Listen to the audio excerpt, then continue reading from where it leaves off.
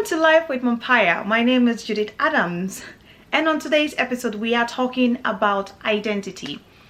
Well, when we talk about identity, most people think of their names, social security, their surnames, their husband's name, who they're tied with, sometimes culture. But tell you what, these are actually not your identity. You are identified by them, but they are not your identity. Identity is who you truly are, how authentic you are, and who you want to be. In a world of social media where everything is trendy and viral, sometimes we seem to be confused. You want to keep up with the masses, you want to be like everyone else, you feel like this is not working for you, and what someone is doing might work for you. Sometimes we get lost in all this. We feel like we have to keep up. We feel like we have to be someone else to be able to achieve this. I am here to tell you that it is not it. It is okay to take life slow. It is okay to be yourself. And by being yourself, we are going to talk about 9 things that you could do to truly identify your authentic self. Number 1, list down your strength. One way you can find out about your identity is list down things you excel at, which are your aptitude. For example, am I good in a particular sport? Am I good at cooking? What dish do I really excel at when I cook? Whilst making a list of things you excel or is good at, also make a list of the things you are so weak at. This gives a room to improvement, so you know what you are good at and what you are not good at, what you need to put more strength in building, and what you don't need time to add up to build. Number 2, identify your core values. Your core values are your beliefs and your truth, what you stand by and guard with. These are honesty, loyalty, equality, adventure, authenticity, family, money, and enjoyment. These are the things we believe in. And if you truly have the truth and core values attached to these things, then you will be able to identify who you truly are. Number 3, what are your beliefs? Your beliefs are your perception and what you accept as truth. Your identity is made up of what you believe and how you act on those beliefs.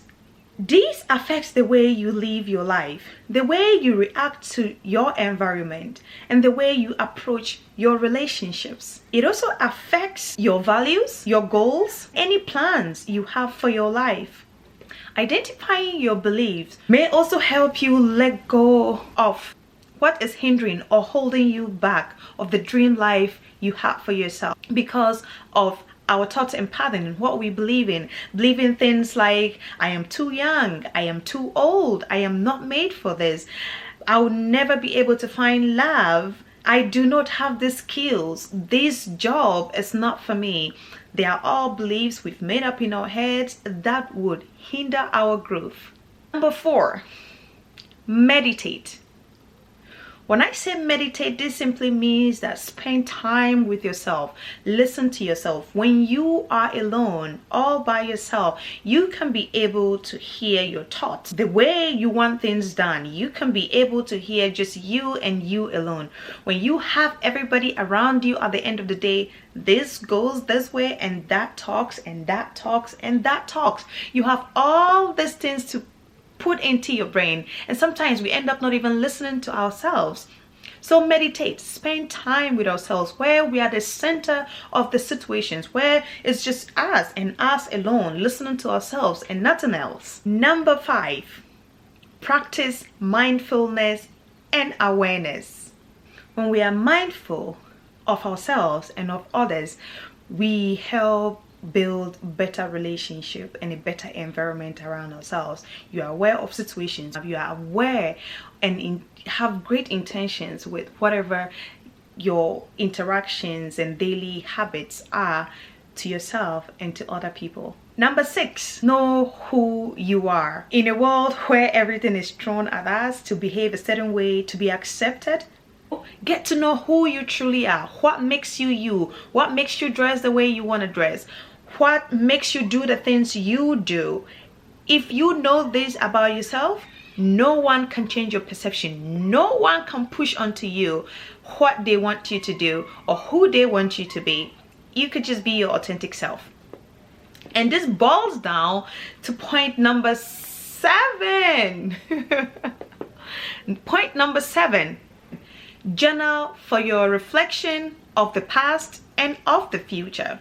If you journal everything, if you write down everything that you can go back to, how did I behave when I found myself in this situation? How did I handle today when this happened? How was I able to maneuver my way around it? At the end of the day, or even in the future, you could still pick it up, your journal up, and be able to trace as to how you behave. You'll be able to catch patterns that are not healthy. You'll be able to stick to patterns that work for you, that are healthy for you, that are healthy for other people. Yes, keep a journal everything around, keep everything in mind. I mean, sometimes we forget, so journal everything in your diary that you can reflect on, be in the past or in the future. Number 8. Whilst we're trying to find ourselves within our own means and doing everything, take an identity test. I know you would say it's expensive. They used to be, but now in this internet era, I think you can find identity tests over the internet. Get to know who you are. Am I an introvert, or I just love being by myself? Sometimes we feel we are introvert, but we just love being by ourselves. When we find people we're comfortable with, we get loose and then we talk about anything and let people into our lives. So take an identity test. Find out who you truly are. You could think you're one person that you are not, and sometimes they're just questions that you need to just click yes, no, and then you find it. And yeah, pretty one that was free.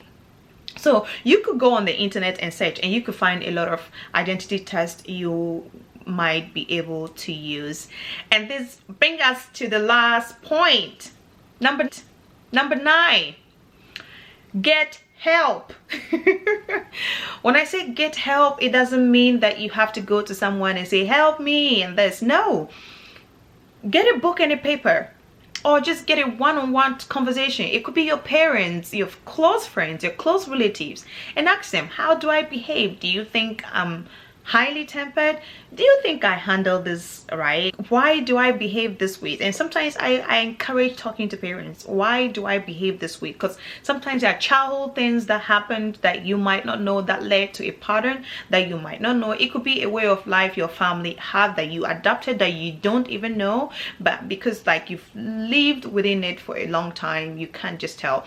So ask people around, how do I behave? Do a self-check. Sometimes do the self-check on yourself.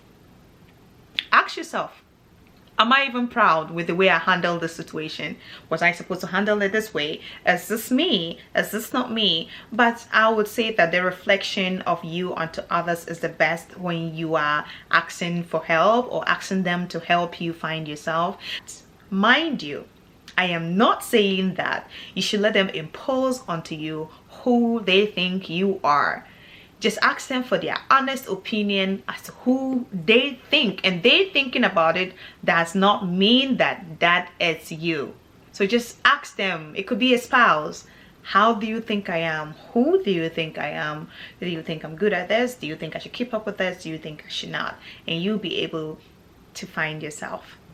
Knowing who you are, increase your awareness of how you react to the world around you, physically, psychologically, mentally, and emotionally to the world around you, making you feel more connected to yourself and to others. Knowing who you are makes you stand out and unique from the crowd. So who wouldn't want to stand out and be unique from the crowd? I'm not seeing any hands.